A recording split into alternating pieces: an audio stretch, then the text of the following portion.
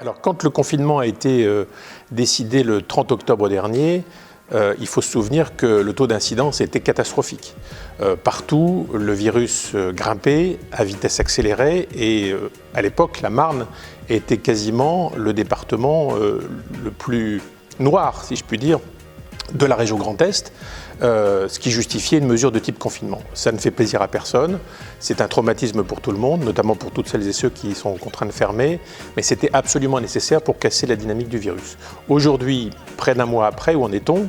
Les chiffres sont en baisse, il faut s'en féliciter, mais il faut rester extrêmement vigilant parce que la moindre perte d'attention peut faire repartir à la hausse le virus, ce qui serait évidemment une catastrophe pour les fêtes de fin d'année. Donc je pense qu'il faut être très sérieux sur le sujet, il faut être extrêmement vigilant et pour autant, je pense qu'aujourd'hui, il est indispensable de rouvrir les commerces qui sont fermés pour plusieurs raisons. D'abord parce que les commerçants ont démontré depuis le premier déconfinement qu'ils géraient les choses avec beaucoup de sérieux pour avoir fréquenté les nombreux commerces de la ville. Je puis vous assurer que partout, il y avait la distanciation, partout, il y avait le respect des gestes barrières et je n'ai vu aucun attroupement dans les commerces et je pense que ce qui a été valable à Épernay était valable partout. Ensuite, parce qu'on est à la veille d'une époque décisive sur le plan économique, les fêtes de fin d'année. Économiquement parlant, c'est important et le commerce pèse lourd dans les emplois. Et enfin, parce que c'est un moment de fête et très objectivement parlant, les Sparnassiens ont besoin, comme les autres habitants de notre pays, d'un petit rayon de soleil dans une année qui aura été extrêmement sombre.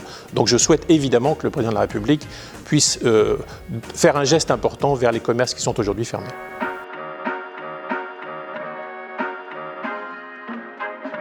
Alors depuis le premier confinement, on a sans cesse accompagné les commerçants. D'abord en maintenant le marché alimentaire ou les marchés alimentaires ouverts. On a toujours tenu bon en la matière, même lorsque le gouvernement avait annoncé la fermeture des marchés, on a obtenu les dérogations parce qu'on avait mis les moyens humains pour s'assurer que ces marchés resteraient ouverts. Donc ça, c'est un point tout à fait positif. Ensuite, on a mis en place, dès la fin du premier déconfinement, ce qu'on a appelé les Sparnachèques. Les Sparnachèques, c'est un bon d'achat de 20% de vos achats. C'est-à-dire que quand vous achetez pour 25 € de produits dans le commerce sparnassien, vous le payez avec des Sparnachèques que vous n'avez payé que 20 €. Ça veut dire que 20% du pouvoir d'achat vous est offert par la ville. On a réédité cette opération depuis le 9 novembre, ça fonctionne très bien aujourd'hui. Donc j'invite à la fois tous les commerçants qui le souhaitent à prendre ces Sparnachèques. Ils sont beaucoup plus nombreux cette fois. Et ensuite, tous les Sparnassiens se tourner vers ce moyen de paiement qui est extrêmement avantageux et qui durera jusqu'aux fêtes de fin d'année. Donc c'est tout à fait envisageable de faire ces courses de fêtes de fin d'année, ces cadeaux avec des Sparnachèques, ce qui vous assure 20% de pouvoir d'achat supplémentaire.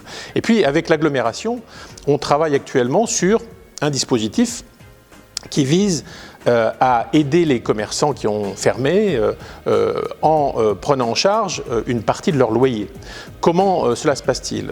Vous savez que nous avons créé, la région a créé au printemps dernier le fonds résistance pour précisément aider les entreprises, mais également les commerces et les associations, par des avances de trésorerie leur permettant de faire face à leurs dépenses du quotidien. Nous avons poursuivi cette opération en lien avec la région, la Banque des Territoires, les départements. Nous la poursuivons et Jean Rotner, le président de la région, a annoncé il y a une huitaine de jours que désormais les loyers seraient pris en charge dans ce fonds résistance. On s'y associe au niveau de l'agglomération. Et on réfléchit en même temps. Et dans les prochains jours, j'espère pouvoir l'évoquer lors du conseil communautaire, à faire en sorte que certaines des entreprises qui ne seraient pas prises en charge dans le cadre du fonds résistance au titre des loyers puissent l'être. On travaille tous les jours dessus, c'est quelque chose d'assez complexe sur le plan juridique, sur le plan financier évidemment, mais j'espère que jeudi prochain nous pourrons annoncer une bonne nouvelle en la matière, ce qui est évidemment extrêmement important pour les entreprises qui conservent des charges fixes alors qu'elles sont fermées, qu'elles n'ont pas de chiffre d'affaires. Donc nous voulons sauver nos commerces et il est important qu'on le fasse à l'échelle de l'agglomération.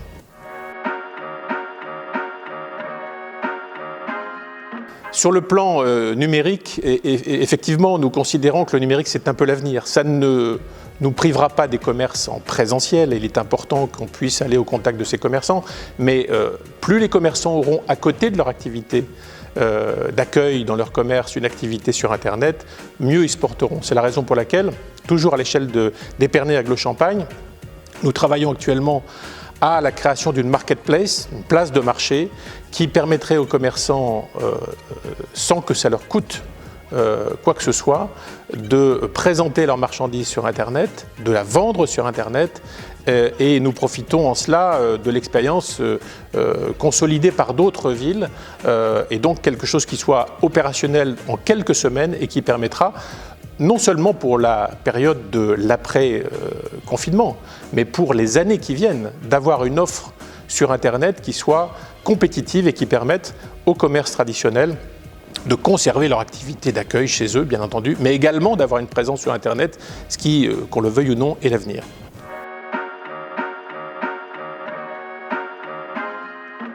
Alors, la situation des bars et des restaurants est assez dramatique parce qu'ils font partie de notre art de vivre.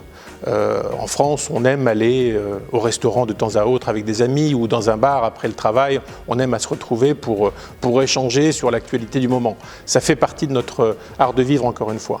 Et j'ai une pensée, évidemment, pour tous les gérants de bars et de restaurants qui sont aujourd'hui fortement impactés par ce confinement et qui, malheureusement, n'ont pas de perspective. J'espère que le président de la République aura rapidement l'occasion d'annoncer un horizon un peu moins sombre pour eux. En attendant, je souhaite que l'État puisse mettre tout ce qu'il est possible de faire pour éviter la catastrophe qui consisterait à fermer 10, 15 ou 20% des bars et des restaurants de France. Encore une fois, c'est notre signature à l'échelon international. Les bars et les cafés français, les restaurants français sont appréciés dans le monde entier. Il faut impérativement que ce secteur soit préservé, que l'État fasse le maximum, j'allais dire quoi qu'il en coûte, pour faire en sorte que ces bars et ces restaurants restent dans notre environnement familier. J'ajouterai que grâce aux aides que nous allons mettre en place avec le fonds résistance de la région et très certainement les mesures que nous prendrons au niveau des Pyrénées-Aglo-Champagne, une part des loyers de ces bars et restaurants pourront être pris en charge. C'est une excellente chose. J'espère que ça suffira. J'encourage également toutes celles et ceux qui le peuvent à aller vers les restaurants qui font des plats emportés. Voilà, c'est un moyen de se faire un petit moment de gaieté dans une existence un peu triste en ce moment, mais c'est aussi un bon coup de pouce qu'on peut donner à ces restaurateurs courageux qui, parfois seuls ou à deux dans leur cuisine, s'efforcent de faire tourner un peu la mécanique alors même que l'ensemble de leur personnel est en chômage partiel. Je pense qu'il est important de faire preuve de solidarité, de fraternité dans cette période de crise tout à fait particulière. C'est aussi un geste de solidarité qu'on peut adresser à nos restaurateurs. En tout cas, je vous encourage à le faire.